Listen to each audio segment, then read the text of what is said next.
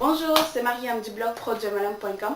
Dans cette vidéo, j'ai décidé de partager avec vous les 5 erreurs à ne pas commettre en tant que nouveau débutant dans les MLM, en tant que débutant en blogging plutôt dans les MLM.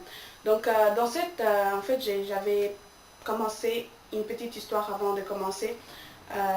D'entrer dans les 5 erreurs. Donc l'historique, c'est que j'ai commencé mon blog MLM, ça fait environ 7, presque 8 mois. Et qu'est-ce que je remarquais, c'est qu'il y avait plein de choses que j'avais fait au départ ou que je n'ai pas fait au départ, que je viens de remarquer en fait en analysant mon blog. Parce que je me suis rendu compte que tous les efforts que j'ai investis, les choses que j'ai faites, ça n'a pas amené les résultats que j'espérais. Donc je me suis mise à analyser qu'est-ce que j'ai fait, qu'est-ce que je n'ai pas fait. Et j'ai décidé de faire comme des courtes petites vidéos pour partager avec vous les erreurs que j'ai commises et que certaines des erreurs sont celles que je vois sur internet que d'autres commettent, mais que je pense qu'il faut le savoir et les faire attention dès le départ si on veut avoir du succès très rapidement avec son blog MLM. Donc, dans cette courte vidéo, je vais partager avec vous 5 erreurs de débutants, plutôt je dirais côté technique, sur les choses à faire et à mettre en place avant, enfin dès le début, et comme ça vous serez sûr que votre activité va marcher. D'accord? Donc la première erreur que je dirais que j'ai regardé, observé sur internet, je ne l'ai pas commis personnellement, mais je regardais des gens le faire sur internet et je pense que ça aurait été dit mieux de faire autrement. La première erreur que j'ai marquée, c'est qu'il y a des gens qui démarrent en blogging MLM sans acheter en quelque sorte un nom de domaine. Donc ils démarrent leur activité avec des versions gratuites, avec par exemple mlm.wordpress.com, ou ils ne choisissent pas un nom de domaine avec on peut dire une spécification avec .com directement. Ils utilisent la version gratuite. Ça, je pense que c'est une grande erreur parce que en quelque sorte, quand vous démarrez sur internet, vous voulez que les gens vous voient, vous voulez être vu, vous voulez que vos prospects vous trouvent. Donc, le plus important, c'est d'être vu par Google, donc apparaître sur Google.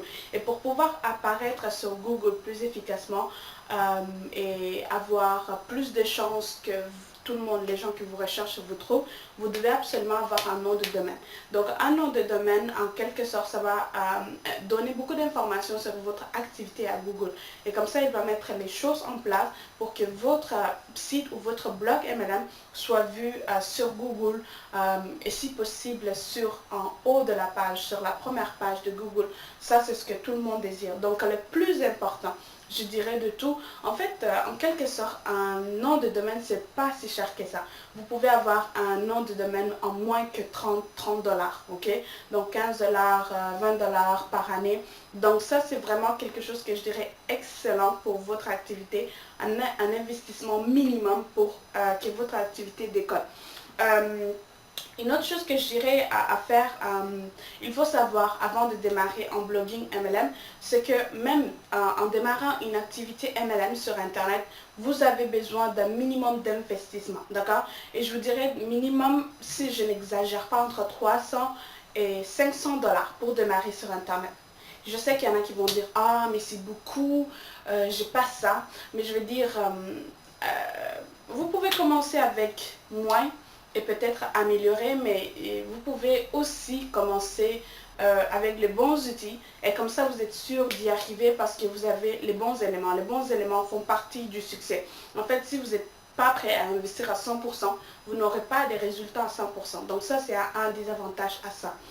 La deuxième outil que je dirais technique qu'il faut absolument faire et avoir avant de démarrer son blog MLM pour que son activité ait du succès très rapidement et avoir les résultats qu'on désire très rapidement et ne pas perdre du temps et de l'argent, c'est d'avoir un formulaire, ce qu'on appelle un formulaire de collecte ou une page de capture.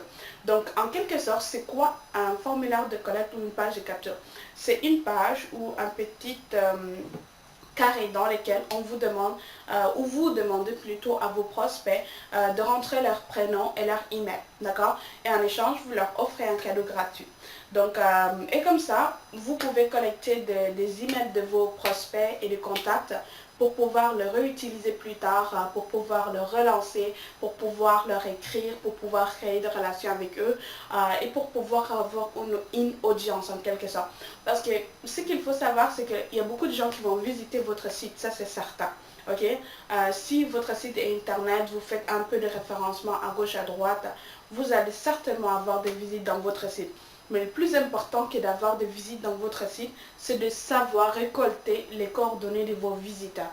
C'est ça qui va faire décoller votre activité, de faire en sorte que vous soyez connu, que votre blog a du succès ou que votre chiffre d'affaires augmente. C'est votre liste de contacts. On l'a dit. Comme dans la vraie vie, dans les MLM traditionnels, on vous dit l'argent est dans la liste. Vous devez avoir une liste de noms ou une liste de contacts de gens à contacter pour leur parler de votre opportunité, tout ça. Donc sur Internet, ces principes s'appliquent également. Vous avez absolument besoin d'une liste de contacts pour votre MLM pour pouvoir démarrer du bon pied. D'accord? Donc ça c'est la deuxième chose à avoir, à mettre absolument en place dès le départ pour son blog MLM pour qu'il ait du succès. La troisième chose que je dirais également, j'en ai parlé mais je n'ai pas expliqué vraiment, c'est un cadeau gratuit à offrir à vos visiteurs. En fait, vos visiteurs viennent dans votre site parce qu'ils cherchent une information. Ok? Donc si vous pouvez leur apporter quelque chose sur le sujet, et je suis certaine que vous pouvez leur en apporter, vous pouvez faire une mini cours, ok? Ça peut être n'importe quoi, ce que vous voulez. Un mini cours, un mini texte d'explication sur un sujet, sur quelque chose que vous maîtrisez dans les MLM ou qui a rapport avec comment développer ses compétences, comment améliorer sa prospection, on peut dire. Ce que vous savez sur le sujet, vous pouvez le cumuler en cadeau, quelque chose qui est important, précieux, qui a beaucoup de valeur. Vous pouvez le condenser et en offrir à vos visiteurs comme cadeau. Ça peut être sur différents formats, comme un petit ebook, comme un PDF, un format PDF, un audio ou alors une vidéo. Vous pouvez faire quelque chose comme ça et l'offrir à vos visiteurs. En fait, je pourrais dire une petite chose en parallèle à ça. Ce qui est une chose que vous pourrez faire aussi, c'est vous pouvez aussi commencer par donner un produit que quelqu'un d'autre a fait. Donc par exemple un ebook que quelqu'un d'autre a écrit. Vous pouvez juste les mettre comme pour donner à votre visitateur. Mais ça n'a pas tellement d'importance. Je pense que ça a plus d'importance de créer vous-même votre propre produit à donner à vos visiteurs.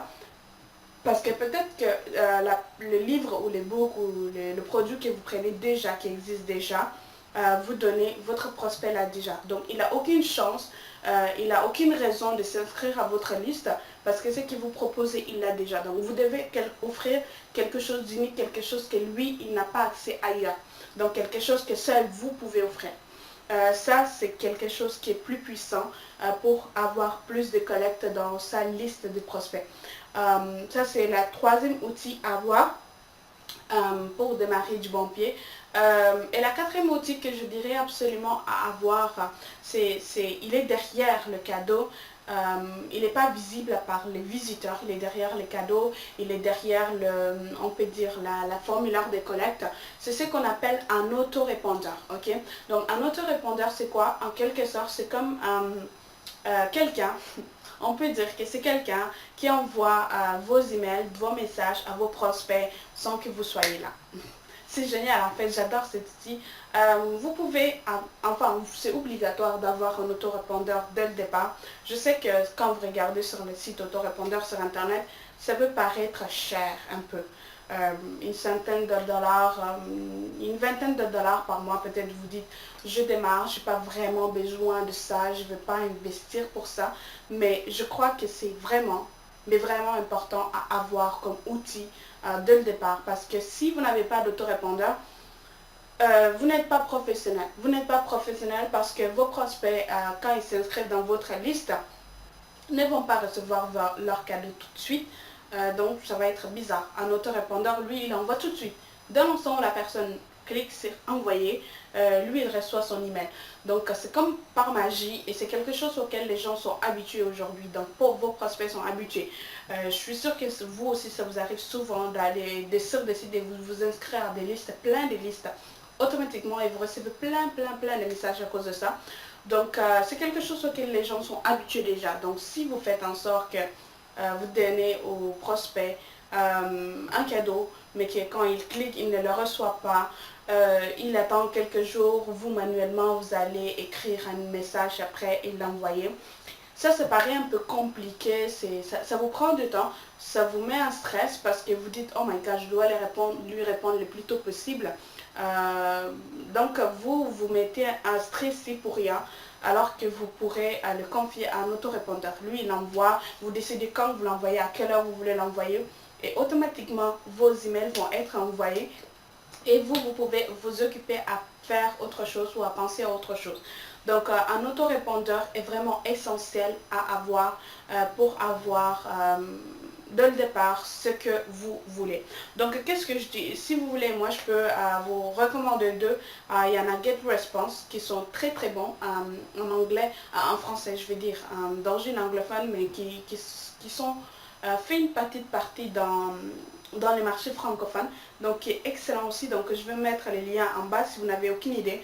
Je vous donne les meilleurs en fait, c'est les plus grands qui existent, qui sont efficaces. Il y en a plein, il y en a qui sont moins chers, mais n'ont pas tellement d'efficacité. Donc utilisez les meilleurs outils dès le départ. Et le deuxième que je peux vous recommander, c'est le top en francophonie. Ça, c'est SG Autorépondeur. Ça aussi, il est excellent. En fait, j'utilise les deux, des fois un plus que l'autre, mais j'utilise les deux en même temps pour mon activité personnelle et je trouve que c'est vraiment efficace. C'est vraiment mieux de pouvoir voir ça tout de suite et avoir un résultat. Donc, si je récapitule, on a dit concernant les outils à avoir. 1. Avoir un nom de domaine. 2. Une page de capture. 3. Il faut absolument que vous ayez un produit gratuit. 4. Vous devez avoir votre autorépondeur. Et la cinquième chose, vous devez avoir des emails à envoyer automatiquement. Donc ça fait partie de l'autorépondeur, mais pas tellement parce que vous devez, en fait, quand les gens s'inscrivent dans votre liste, une chose que vous devez faire absolument, et que dès le départ je n'ai pas fait également, et je pense que si je l'avais fait, ça aurait été beaucoup mieux. J'aurais eu plus que ce que j'avais.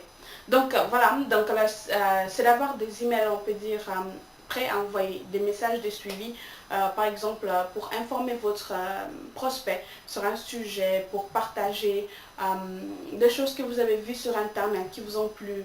Vous pouvez envoyer n'importe quoi et tout à vos prospects, tout ce qui peut les aider à évoluer dans votre activité ou dans le sujet qui est MLM ou votre propre activité.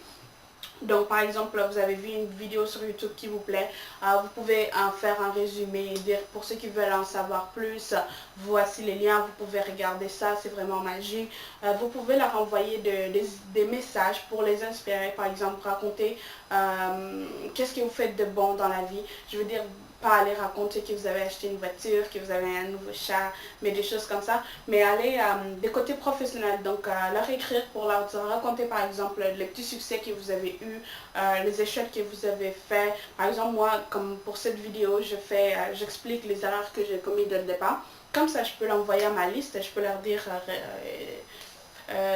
voilà, moi j'ai démarré et je fais ces erreurs-là, je veux pas que vous le fassiez. Donc tu leur donnes des conseils, des astuces, des trucs. Et comme ça, eux, ils vont apprendre, comme ils voient que tu leur donnes un plus dans leur vie, tu leur offres un produit gratuit et des suivis, tu es en contact avec eux et tout. Donc eux, ils vont être vraiment, ils vont te connaître plus, ils vont connaître ta personnalité, ils vont s'accrocher à ta personne. Et ils voudront en quelque sorte être proches de toi. Donc ils vont lire, plus tu leur envoies des choses, plus ils vont lire tes messages, plus on peut dire les liens se rapprochent. Donc ça, ce sont les 5 outils que je dirais à avoir dès le départ pour démarrer un MLM efficacement. Pardon vraiment de faire de longues vidéos, mais je ne sais pas faire autrement. Je fais toujours de longues vidéos, mais je vais faire en sorte que les prochains soient beaucoup moins longs. Peut-être diminuer les sujets, parler d'un sujet à la fois. Mais bref, je vais m'organiser, ça n'a rien à voir avec vous. Donc je vais m'organiser, je vais faire en sorte que les vidéos soient plus courtes. Donc voilà, je m'excuse pour celle-là, mais je vais faire un effort.